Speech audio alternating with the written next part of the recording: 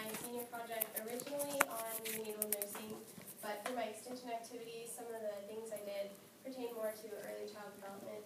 So I kind of shifted my focus a little bit that way as well. So I'm going to present both sides today for you.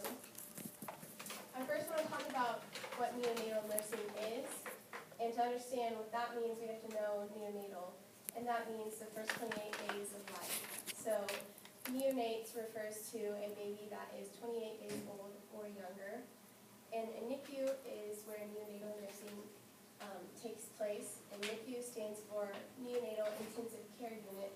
So the babies there are babies that are not full term, they're often premature, they have genetic problems, other health issues, or they might be full term and they have a really low birth weight. It's almost always independent of the healthy baby nursery, and when I went on a tour, I wasn't able to take a picture, so I pulled this one off the internet. This is a neonatal unit in Miami, and these here are the isolates where they keep the babies, and then this is a nurse, and then these are screens that monitor the baby's vitals constantly, so that they're able to see those at all times. The NICU often has 4 levels, depending on what resources they have. They might be a lower or higher level. Level 1 is the normal NICU. That is where healthy babies are, and often they'll just call it a nursery instead of a NICU. Level 2, the babies there are called feeders and growers, and so they're babies that were born premature or with a really low birth weight, and so they just need help. They are on fluids, they're on IVs, sometimes they're on oxygen, but they just need a little help in the first couple weeks of life to get up to that normal baby weight. Level 3 is babies that have birth defects, health issues, genetic problems, and they require a little more critical care. So this baby in this picture would probably most likely be a level 3. They're on a ventilator here. They are hooked up to IVs, you can't really see that. This here is patches that monitor their heart rate, and this monitors their pulse and their oxygen rate. And then a level 4, those are fewer and further between. We don't have any in Kansas. The closest one would be in Kansas City, Missouri, at Children's Mercy. And what distinguishes a level 4 from a level 3 is a machine called an ECMO machine. And ECMO stands for extracorporeal membrane oxygenation, which is a really big medical term for a heart and lung bypass. So this machine over here does all the breathing and circulation for the baby. So this is taking the blood from the baby, and this is taking it back to the baby, and then there's also a ventilator that it's hooked up to as well that does its breathing. And I just a picture of the cycle. It takes the baby's blood from his heart, and it adds fluids and heparin. It's sent over here, it's warmed, its oxygen is added, and then it's sent back to the baby on the other side of their heart. And that is for the most critical babies requiring a lot of care, and they'll have to be on that for the first couple weeks of life to get them going.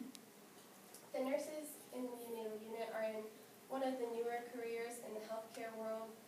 It's really only been around for about 50 years, and it's been increasing a lot lately because of more and more babies being born premature or with birth defects. And that's partly due to teenage pregnancy, but it's also due to mothers that aren't taking care of themselves if they're pregnant, mothers that are alcoholics or that are on drugs. They're responsible for all of the direct patient care, so they hang IVs, they hook up oxygen, they do feedings, they change diapers, and then they're also in charge of taking care of the families. So they will ask them if there's anything they need. They will provide that, and they also do the education for the families before they go home with their baby. The nurse-to-patient ratio in the NICU is typically 1 nurse to 2 patients, but it can be anywhere from 1:1 to 1:3. So a nurse with 1 patient would have a baby that's requiring a lot of attention, it's really needing critical care, and so they have 1 so they can constantly monitor it. A nurse with 2 patients would have 1 that's higher acuity, meaning it needs more care, and 1 that's lower, that's probably a feeder grower.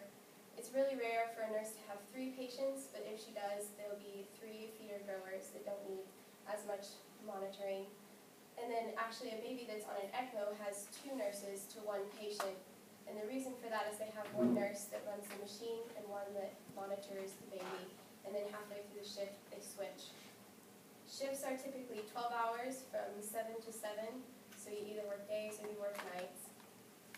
The degree that's required is a bachelor's degree in nursing, although some places will accept you with an associate's, but they make you get your bachelor's within the first couple of years that you're working there. And then one thing that's not talked about a lot with this career is the emotional toll, but it's definitely a big part of being a neonatal nurse. Because there are so many critical care babies, there are ones that you lose, and there are babies you have to choose to discontinue care on.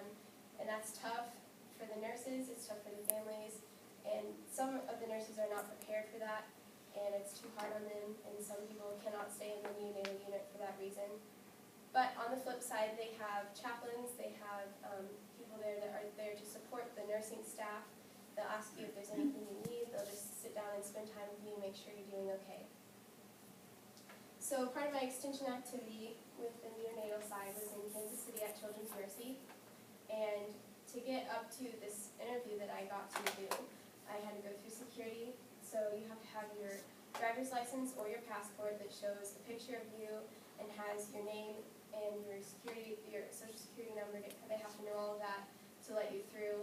And your appointment has to be set up from the inside by a staff member of Children's Mercy. It has to be in the system. And so they double check what's in the system with what you say and what's on your driver's license. And then they scan it and make this little badge that you have to wear up here on your shoulder or your chest. And so you have to have that everywhere because security will escort you out if you don't have a badge on. So once we were through security, I had the opportunity to talk to Janet Klein. She is the department director of the NICU up there in Kansas City. And a lot of the information that I shared with you, I learned from her, such as the ECMO, although that picture I showed you was not from Kansas City because I was not allowed to take pictures. And then she also took me on a tour of their neonatal unit, which was really cool to see it in action and see it in real life. So I'm going to transition a little bit to the child development side, but I'm going to talk about what the connection is before we go over to that side fully. Babies that begin life in the neonatal unit are fully dependent for the first couple weeks or months of their life, depending on how long they're there. They're really developing as if they're inside the womb, but they're outside of their mother. The NICU becomes their new mom. So they're not in real life for a while. They don't have that day-night cycle because the lights are always on. They don't really have interaction with people or kids at all. So once they're out in the real world, it's like they're experiencing it for the first time, so they're just a little bit behind other babies their age. So they're slower developmentally since they were dependent for so long, and they have physical developmental delays such as crawling or walking, and then they also have mental delays as communication, talking, that kind of a thing. And in order to keep it from developing into bigger problems later in life, such as learning disabilities or like less coordination, they have follow-ups with neurologists and other health professionals to make sure that they can provide intervention as needed for those problems and catch them at the earliest possible stage. So for this half of my extension, I worked with the Walgren family and their son Winston.